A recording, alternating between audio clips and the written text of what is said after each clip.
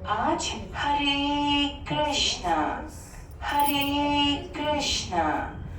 आज हम आपको सतयुग में ले जाने वाले हैं और इस नाटक के माध्यम से दिखाने वाले हैं कि भगवान जगन्नाथ जो स्वयं कृष्ण हैं और पूरे संसार के स्वामी हैं, अपने भाई बलदेव और अपनी बहन सुभद्रा के साथ इस पृथ्वी पर किस प्रकार प्रकट हुए। भगवान जगन्नाथ की प्राकट्य लीला भक्ति रस से पूर्ण है और दिखाती है कि एक भक्त की सच्ची प्रार्थनाओं से कैसे भगवान विवश हो जाते हैं, जगन्नाथ जी का रूप धारण करते हैं और भक्तों की सेवाएं स्वीकार करते हैं। एक समय की बात है, इस पूरे संसार में राजा इंद्रदम्न अपनी राजधानी अवंतीपुर से शासन करते थे। वे भगवान कृष्ण के महान भक्त थे। उनका राज्य सुख समृद्धि से भरा हुआ था, परंतु फिर भी उनका हृदय बहुत दुखी था, क्योंकि वे भगवान की साक्षात दर्शन और सेवा के लिए बहुत आतुर थे।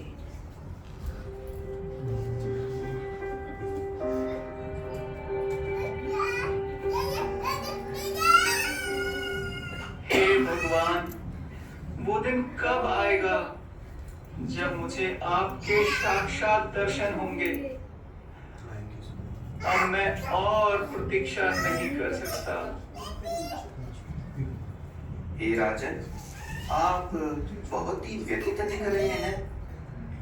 ओ साधु, मैं भगवान के दर्शन के लिए बहुत आतुर हूँ।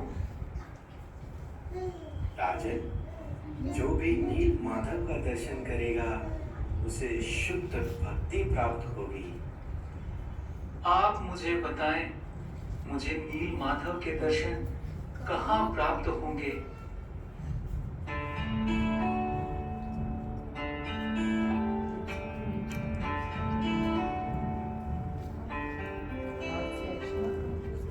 मैं अपने सबसे विश्वस्त मंत्री विद्यापति को बुलाता हूँ। विद्यापति, मैं तुम्हें आज्ञा देता हूँ कि तुम जाकर नील माधव के सुंदर विग्रह को ढूंढ निकालो। जैसी आपकी आज्ञा महाराज। विद्यापति नील माधव की खोज में निकल पड़े। यात्रा में बहुत दिन बीत गए और फिर एक दिन विद्यापति शबर जाति के लोगों से मिले। उनका प्रमुख विश्ववासु था। इस जंगल, पेड़ों और पहाड़ों के बीच आपका घर बहुत अच्छा है। क्या मैं कुछ देर आपके घर में शरण ले सकता हूँ? अवश्य विद्यापति, मुझे बहुत प्रसन्नता होगी। विद्यापति उस घर में एक दिव्य सुगंध का अनुभव करते थे। विश्ववासु रोज नियम से कुछ घंटे कहीं बाहर जाया करते। विश्ववासु की एक बेटी थी, ललिता, जिससे विद्यापति का विवाह हो गया। मेरी प्रिय ललिता, तुम्हारे पिताजी रोज नियम से कहाँ जाते हैं और ये दिव्य सुगंध कहाँ से आती है? मेरे पिताजी वो तो रोज नील माधव की सेवा और पूजा के लिए जाते हैं। नील माधव, क्या तुम अपने पिताजी से पूछ सकती हो कि वो मुझे भी साथ ले जाए? मुझे भी नील माधव के दर्शन करने हैं। ठीक है विद्यापति, मैं तुम्हें नील माधव के दर्शन के लिए अवश्य ले जाऊंगा, पर तुम्हें अपनी आंखों में पट्टी बांधनी होगी। विद्यापति बहुत प्रसन्न हो गए। उन्होंने अपने साथ कुछ सरसों के दाने भी रख लिए, जिन्हें वो जाते समय रास्ते में डाल दें, और जब ये दाने कुछ दिनों में अंकुरित होकर पौधे बन जाएं, तो उन्हें नील माधव तक जाने का रास्ता पता चल जाए। नील माधव, ओ नील माधव, मैं कब से आपकी दर्शन की प्रतीक्षा कर रहा था। मुझे अभी अवंती जाना चाहिए और महाराज को सब बताना चाहिए। जब राजा इंद्रदम्न को नील माधव की स्थिति का पता चला तो उन्होंने तुरंत नीलाचल उड़ीसा जाने का निश्चय किया, पर तब तक नील माधव के विग्रह वहां से अप्रकट हो गए थे। राजा बहुत दुखी हो गए।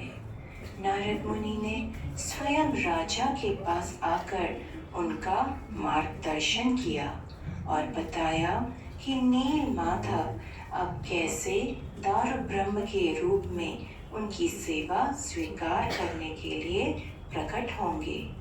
एक दिन श्री कृष्ण स्वयं राजा के सपने में आए और उन्हें बताया कि उनके प्रकट होने का समय आ गया है। वे समुद्र के किनारे चले जाएं, जहां एक विशाल काय लकड़ी का लट्ठा विष्णु के चारों चिन्हों के साथ प्रकट होगा। ये लट्ठा आप लीजिए विश्वकर्मा और श्री भगवान का श्री विग्रह बनाएं। हाँ राजन, मैं ये विग्रह 15 दिनों में बना लूंगा, परंतु एक शर्त है कि मुझे किसी भी परिस्थिति में रोका ना जाए। पर कुछ दिनों बाद जब कमरे से आवाजें आनी बंद हो गईं, तो राजा अपना धीर खो बैठे और उन्होंने दरवाजा खोल दिया।